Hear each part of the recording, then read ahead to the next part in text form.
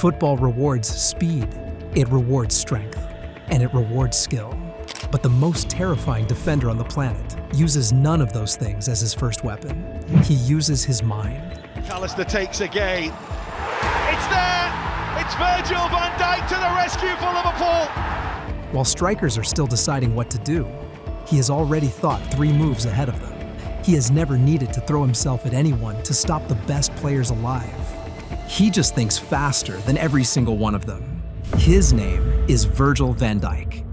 Paolo Maldini played 25 years for AC Milan and barely touched the ground. He was the cleanest, most disciplined defender who ever lived, and he summed up his entire career in one sentence: "If I have to make a tackle, I have already made a mistake."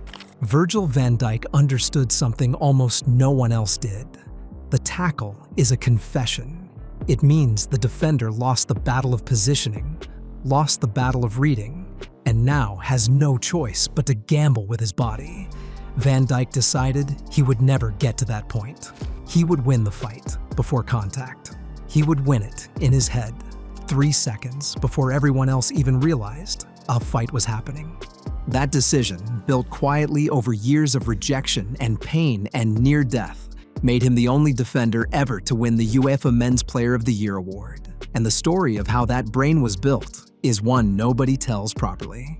Virgil van Dijk grew up in Breda in the south of the Netherlands, raised mostly by his mother Helen, after his father walked out of their lives when Virgil was 11 years old. She had worked as a police officer in Suriname before moving to Holland, and she raised her children largely alone with the kind of quiet strength that Virgil would spend the rest of his life trying to honor.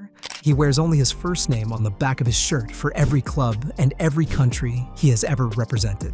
It is his way of carrying her forward and leaving his father's name behind. He was 17 years old, slow, and playing right back at Willem II's academy in Breda.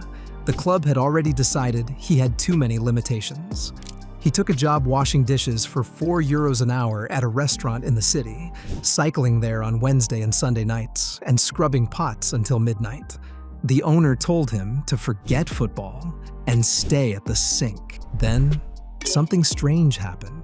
In the summer, when he turned 17, Van Dijk grew 18 centimeters in 3 months. His knees became unstable. His groin tore repeatedly. He spent 6 weeks in rehabilitation, learning to live inside a body that had betrayed him. But here is the detail that changes everything about how you see him now. Before that growth spurt, he was short and slow and had no physical weapons at all. He had learned to survive through positioning and reading the game, because tackling his way out of trouble was never an option. The body grew. The football brain had already been built years earlier out of pure necessity. He moved to Groningen on a free transfer. He washed more dishes than he had playing time in his first year. Then, in April 2012, his appendix burst, and doctors missed it entirely. His mother drove 150 miles to collect him and take him to a different hospital. Doctors found 3 simultaneous conditions: a burst appendix, peritonitis, and kidney poisoning. He lost 35 pounds in 13 days. He could not walk for 10 days. At one point, a hospital worker placed a will in front of him to sign. He said later, "I'm not going to lie, I could have died." The man who came back from that hospital was the same player physically, but something in the way he processed football, the way he refused to panic, the stillness in his movements, even under pressure, that part had been permanently changed. He has already learned that the worst outcomes arrive when you stop thinking clearly. Ajax rejected him 2 years later when he was ready to move on from Groningen. PSV decided he was not what they needed.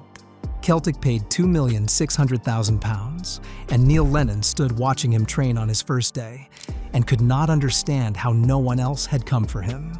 Lennon had gone to watch Van Dijk play against Ajax before signing him and spent the whole match looking around the empty press boxes in disbelief. He called Arsenal after agreeing on the deal and told them Van Dijk was ready for the highest level immediately. Arsenal said they were not certain about his defensive abilities.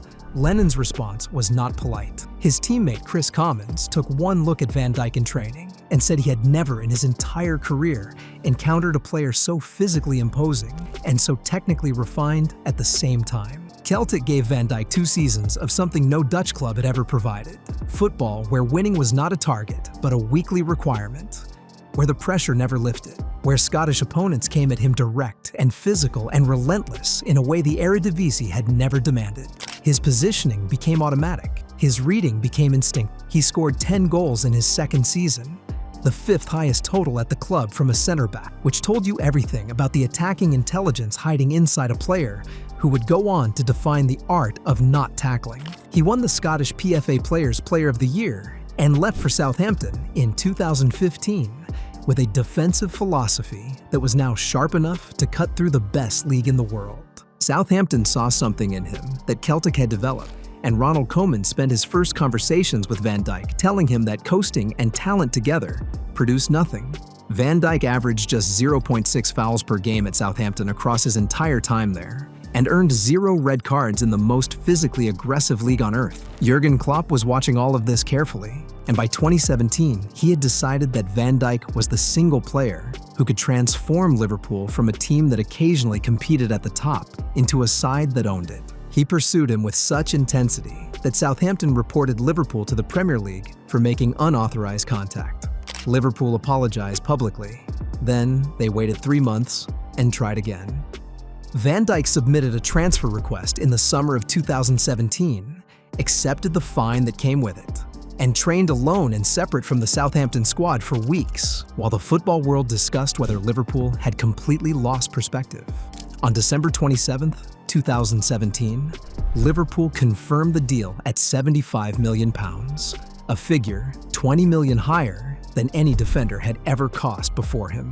The ridicule was immediate and loud. On January 5, 2018, 6 days later, Van Dijk headed a winner against Everton in the 84th minute of his debut and became the first player since 1901 to score in the Merseyside derby on his first appearance. Between March 2018 and August 2019, across 50 consecutive Premier League appearances, not a single opponent successfully dribbled past Virgil van Dijk. An entire season of 38 matches, where every forward in England tried their best against him and came away with nothing. Kylian Mbappé, who was 19 years old and widely accepted as the fastest human being in professional football, received the ball at full sprint in the September 2018 Champions League group stage, with only Van Dijk standing between him and the goal. Van Dijk did not dive in. He jogged backwards with his body angled, watching Mbappé's eyes rather than the ball, guiding him wider and waiting. And when the moment came, he took the ball cleanly without a foul and without what most defenders would have needed: a desperate flying challenge and a prayer. Eden Hazard, speaking after his £132 million transfer to Real Madrid, was asked whether any defender in the Premier League had truly tested him. He spoke about Van Dijk without being prompted and described a moment where he went up against him and simply fell over. Nothing dirty, nothing clever from Van Dijk, just the ground arriving, because there was nowhere else for Hazard to go. Liverpool conceded 22 goals that entire season. Van Dijk won the UEFA Men's Player of the Year, the only defender in the award's history to do so.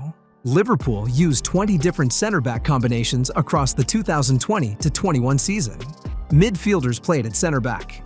The side that had conceded 22 goals in a title-winning campaign suffered 6 consecutive home defeats at Anfield for the first time in 66 years, and finished the season with 69 points instead of 99. He spent months in Dubai with his family during rehabilitation, away from the squad and away from the noise, and said later it had become one of the most peaceful and meaningful periods of his adult life, despite everything. He returned for 2021-22, played 51 matches, and Liverpool conceded 26 goals all season, the best record in the league. Arne Slot arrived in the summer of 2024 and built his defensive system specifically around protecting the way Van Dijk thinks and moves, deploying Ryan Gravenberch as a screening midfielder who recorded 10 more interceptions than any other midfielder in the Premier League. Counterattacks against Liverpool nearly stopped entirely. The structure existed to give Van Dijk's mind the space to operate, without placing unnecessary demand on a knee that had already given more than it should. In February 2024, in the 118th minute of the Carabao Cup final at Wembley, Van Dijk rose from a corner and headed Liverpool's winning goal, his first trophy as captain. On April 27, 2025, Liverpool won the Premier League by 13 points, and he became the first player in the club's history to reach 200 wins in fewer than 300 appearances. 6 days later, he signed an extension until 2027 and said it had always been Liverpool, that there had never been any doubt at all. Paolo Maldini played until 41 and barely left the ground, spending a career proving that the most dangerous thing a defender can possess is a mind that works faster than the game around it. Most defenders are remembered for what they stopped with their bodies. Virgil van Dijk will be remembered for everything he stopped long before his body ever had to get involved. Tell us in the comments whether you think Van Dijk deserved that 2019 Ballon d'Or over Messi.